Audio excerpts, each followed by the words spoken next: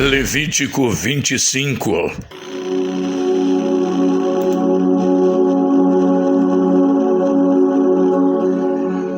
O Senhor Deus falou com Moisés no Monte Sinai e mandou que ele desse ao povo de Israel as seguintes leis. Quando vocês entrarem na terra que o Senhor Deus vai lhes dar, deixe que de 7 em 7 anos a terra descanse em honra do Senhor. Durante 6 anos semeiem os seus campos, podem as parreiras e colham as uvas. Mas no 7º ano será um ano de descanso sagrado para a terra, um descanso dedicado a Deus, o Senhor. Nesse ano ninguém semeará o seu campo, nem podará as suas parreiras. Ninguém colherá o trigo que crescer por si mesmo, nem podará as parreiras, nem colherá as uvas. Será um ano de descanso completo para a terra. Os campos não serão semeados, mas mesmo assim produzirão bastante para alimentar todos os israelitas, os seus escravos e as suas escravas, os seus empregados, os estrangeiros que vivem no meio do povo, e também os animais domésticos e os animais selvagens. Tudo que a terra produzir servirá de alimento. Contem 7 semanas de anos, isto é, 7 anos vezes 7, o que dá um total de 49 anos. Então, no dia 10 do 7º mês, que é o dia do perdão, mandem um homem tocar trombeta por todo o país, pois esse ano, que vem depois de cada 49 anos, é o ano sagrado da libertação, em que vocês anunciarão liberdade a todos os moradores do país.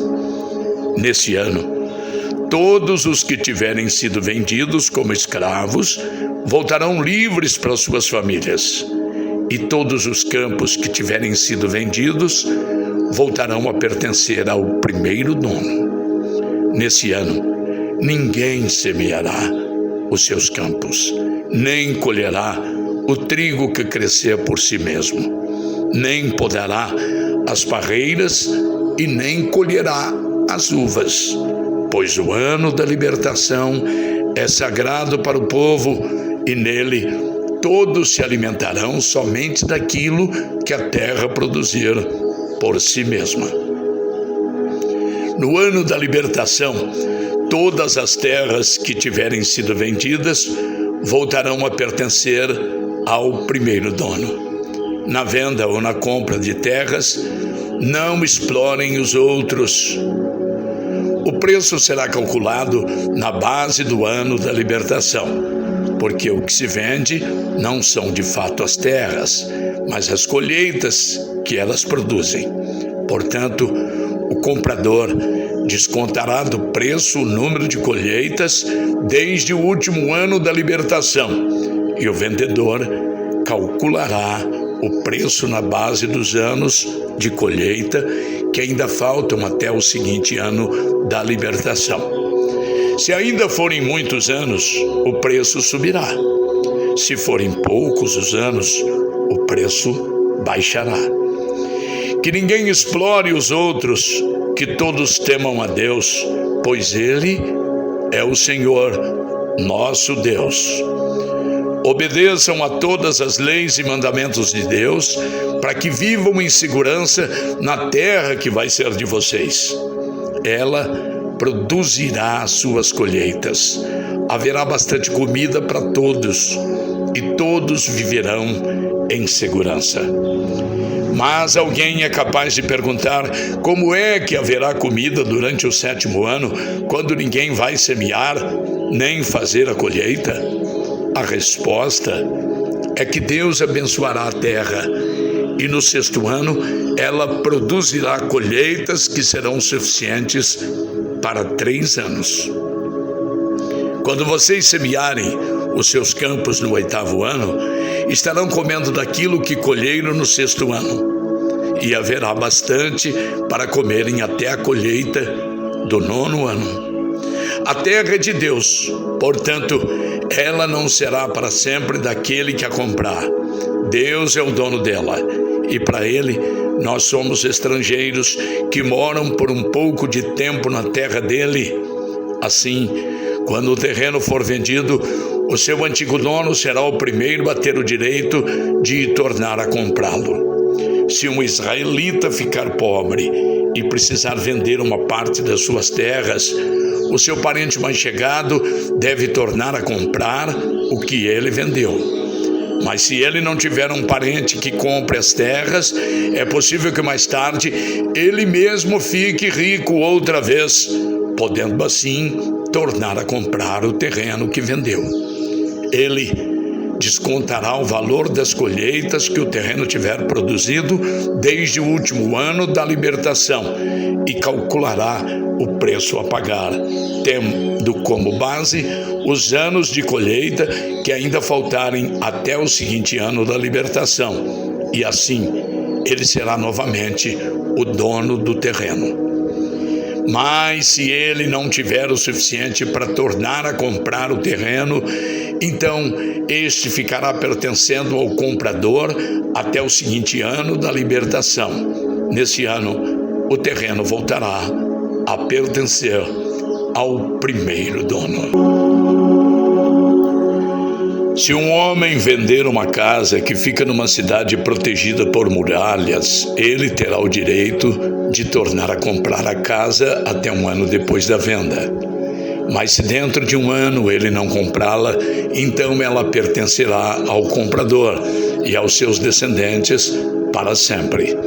Nesse mesmo ano da libertação, a casa voltará a ser do primeiro dono. Porém, as casas que ficam em cidades sem muralhas são como os terrenos.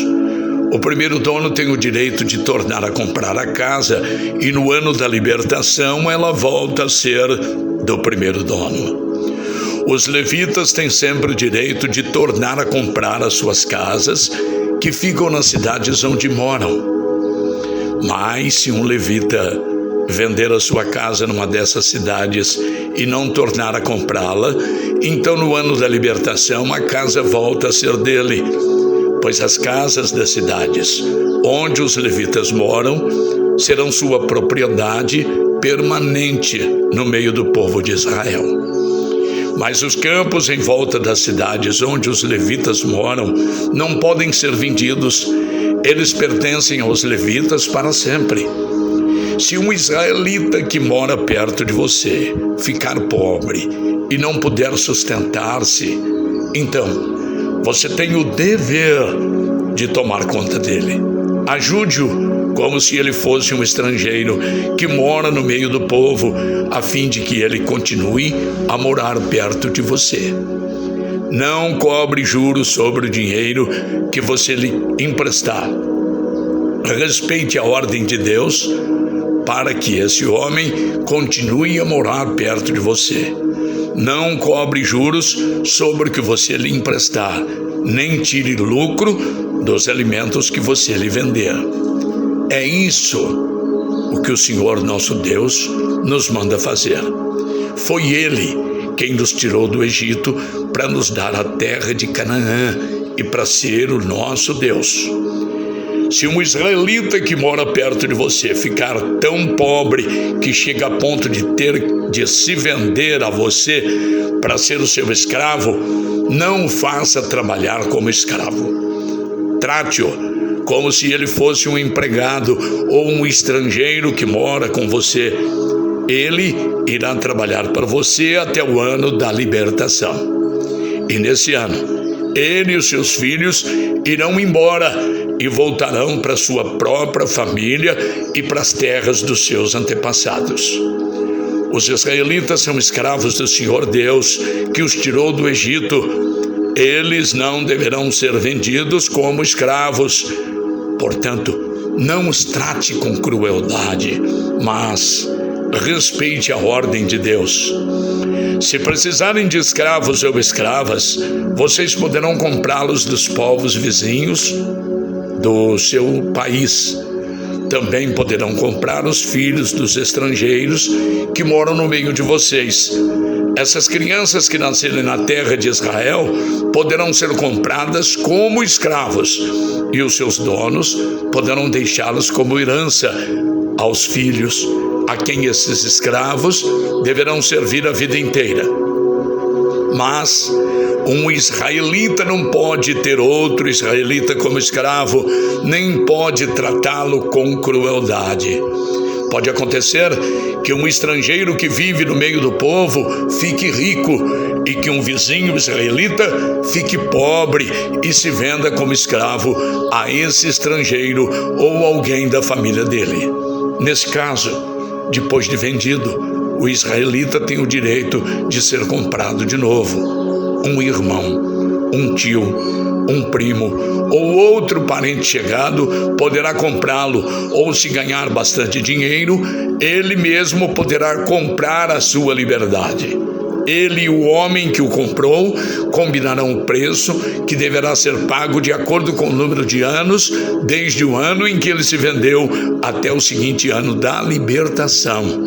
O cálculo será feito tendo como base o salário de um empregado ou que um empregado recebe. Se ainda faltarem muitos anos até o ano da libertação, ele pagará uma parte maior do dinheiro que recebeu quando se vendeu. Mas se faltarem poucos anos, a parte será menor. O dono o tratará como se ele fosse um empregado que é contratado para trabalhar por ano. Não deixe que o dono trate com crueldade. E se o homem não for libertado por nenhum desses modos, então no seguinte ano da libertação, ele e os seus filhos ficarão livres, pois os israelitas são escravos de Deus, que os tirou do Egito. Ele é o Senhor, o Deus deles.